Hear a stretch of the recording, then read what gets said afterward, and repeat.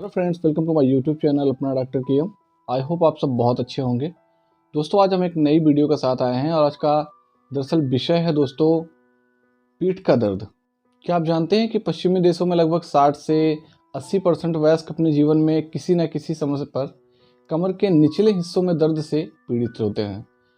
यदि आप एक बार पीठ के निचले हिस्से के दर्द का अनुभव करते हैं तो आपको भविष्य में फिर इसी दर्द से पीड़ित होने की संभावनाएं 50% तक बढ़ जाती हैं। कमर के निचले हिस्से में दर्द एकदम कम से लेकर तेज दर्द या फिर बहुत ज़्यादा गंभीर दर्द हो सकता है। सौभाग्य से लगभग 90% मामलों में कमर के निचले हिस्से के दर्द को बिना सर्जरी के कारण इलाज किया जा सकता है। आमतौर पर यह बहुत लंबे समय तक खड़े रहने या फिर कठिन शारीरिक श्रम करने के या फिर वजन उठाने के या फिर हलचल या फिर अचानक से झुकने फिर ये मांसपेशी में खिंचाव आ जाने का परिणाम होता है। हालांकि पीठ के निचले हिस्से में ऐसा दर्द जो होता है कई कारणों से होता है। मांसपेशियों में खिंचाव या चोट से संबंधित नहीं होते हैं, इनमें और भी कारण शामिल है, जैसे हो गया आपको कोक्सीडीनिया हो गई। तो आज हम उसी 7 कारणों के बारे में बात करेंगे जो इन सबसे संबंधित है, जो आपके पीठ के दर्द का कारण बनते हैं। जिससे पहला हो गया दोस्तों कोक्सीडीनिया, दूसरा हो गया कटिनास्थ्यूल या फिर साइटिका, तीसरा हो गया स्लीप डिस्क और चौथा हो गया स्पॉन्डिलाइटिस या फिर जिसे आप बोलते हैं स्पॉन्डिलिथिस बोलते हैं, और पांचवा हो गया ऑस्टियोआर्थराइटिस। और अगले की बात करते हैं तो रूमेटाइड आर्थराइटिस, और सातवां और लास्ट हो गया एकिलांजिक स्पॉन्डिलाइटिस। तो दोस्तों, आज हम इस वीडियो में आपको इन 7 कारणों के बारे में विस्तृत से जानकारी देंगे। दोस्तों, वीडियो लंबी होने वाली है तो इसलिए वीडियो को छोड़कर मत जाइएगा, वीडियो को स्किप मत करिए, वीडियो पूरा देखिए, क्योंकि इसमें हम आपको पीठ के दर्द से रिलेटेड सारी जानकारी देंगे और उनके इलाज के बारे में भी बताएंगे। तो पहला शुरू करते हैं दोस्तों, कोक्सीडीनिया की वजह से पीठ में निचले हिस्से में दर्द क्यों होता है। यदि आपकी पीठ के निचले हिस्सों में कोक्सीडीनिया के कारण दर्द होता है तो आपको अपनी रीढ़ की जड़, जहां आपको टेलबोन यानी कि कोक्सिस है, वहां दर्द का महसूस होगा। यह दर्द आपको थोड़ी तकलीफ दे सकता है या गंभीर दर्द भी हो सकता है। यह आमतौर पर कोक्सिस या उसके आसपास के टिश्यू को नुकसान पहुंचने के कारण होता है। जनरली एक निश्चित स्थिति में खड़े होने या फिर बैठने से कोक्सीडीनिया के लक्षण उभर कर सामने आ सकते हैं और यह दर्द आपके लिए रोज़मर्रा के कार्यों को भी करना मुश्किल बना सकता है। आपके डॉक्टर कोक्सीडीनिया के लिए दर्द निवारक दवाएं जैसे पैरासीटामोल लेने की सलाह दे सकते हैं या फिर पेन किलर्स लेने की सलाह दे सकते हैं। इन दवाओं के उपयोग करना चाहिए या नहीं, इसे कैसे प्राप्त करें, उनका उपयोग कैसे करें, इन सब के बारे में मार्गदर्शन में आप अपने फार्मासिस्ट या फिर डॉक्टर से ज़रूर बात करें। ऐसे ही आप किसी डॉक्टर से बिना प्रिस्क्राइब के कोई भी मेडिसिन लेने से बचें। तो जैसे आपको इनके लक्षण समझ में आते हैं, जैसे पैरों में कमजोरी महसूस होना, जिसे लेग वीकनेस कहा जाता है, कभी कभी पैर सुन्न हो जाते हैं, असम्यता महसूस होती है और आपको 48 आवर्स के भीतर अपने डॉक्टर से परामर्श ले लेनी चाहिए। जनरली होता क्या है कि आप इसे नज़रअंदाज करते हैं और यही चल के आगे आपको प्रॉब्लम्स क्रिएट करता है। तो कुछ हफ्तों के बाद इस दर्द में सुधार नहीं हो रहा है तो अपने डॉक्टर से परामर्श लें, या फिर मान लीजिए आपको पेन किलर या फिजियोथेरेपी के द्वारा भी अगर आपको आराम नहीं मिल रहा है तो आप अपने ये गंभीर हो सकता है, इसलिए अपने डॉक्टर से कंसल्ट जरूर से करें।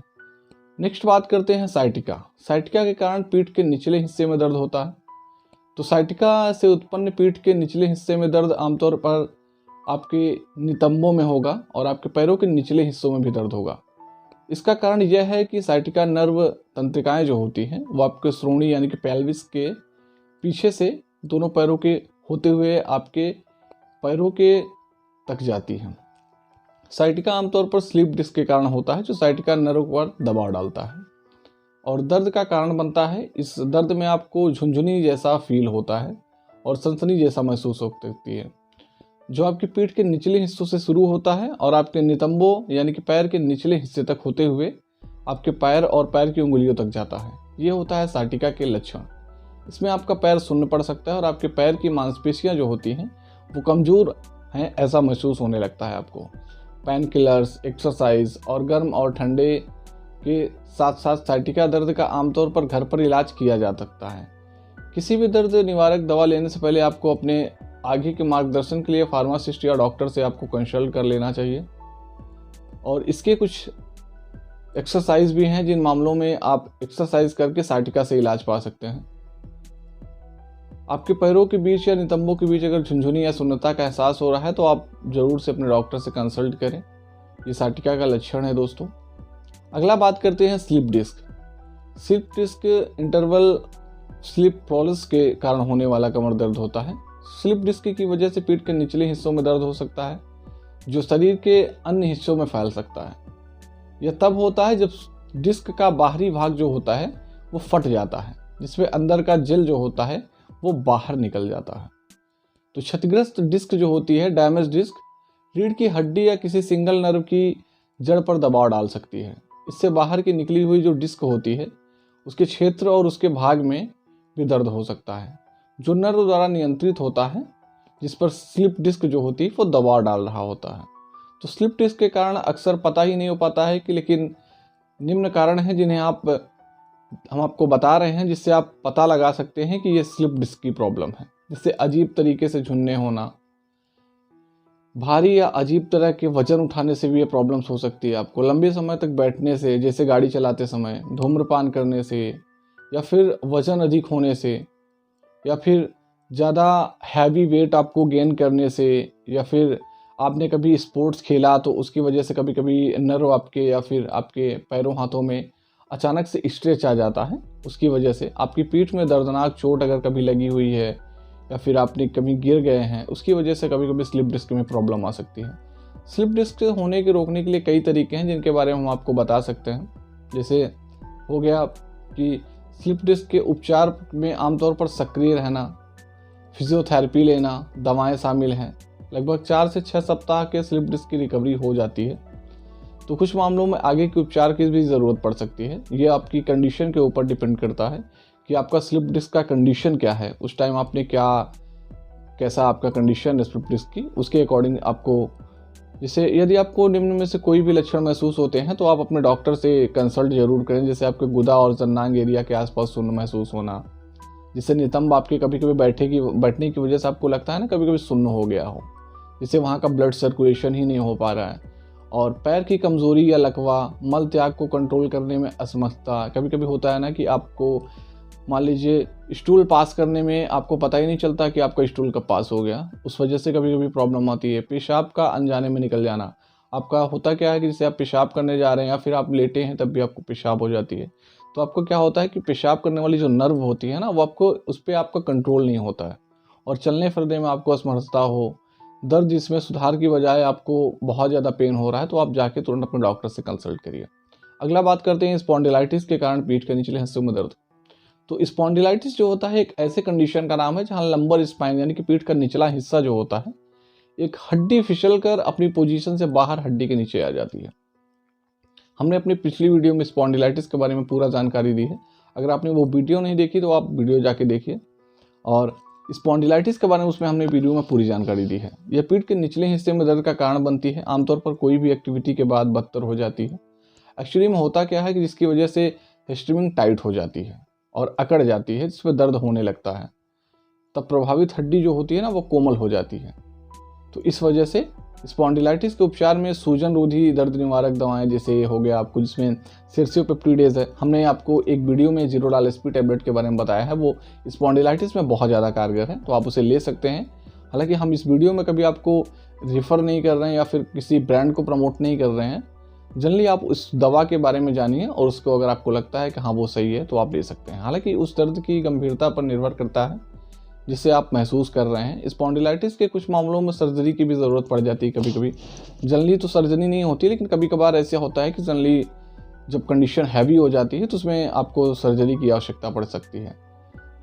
अगर आपको निम्न लक्षण दिखाई दे तो आप तुरंत डॉक्टर से कंसल्ट करें। जैसे पहला लक्षण हो गया दोस्तों, आमतौर पर पैर हिलाने में असमर्थता हो, मूत्राशय या अंतसंहिता हो, जन्नांगों या नितंबों के आसपास भागकर शून्य होना, पैरों में बहुत तेज दर्द, पैरों में अचानक कमजोरी, तो ये सब लक्षण अगर आपको दिखते हैं तो आप तुरंत स्पॉन्डिलाइटिस का लक्षण है ये, इसे आप डॉक्टर से अपने कंसल्ट करें और तुरंत अपना इलाज करवाएं।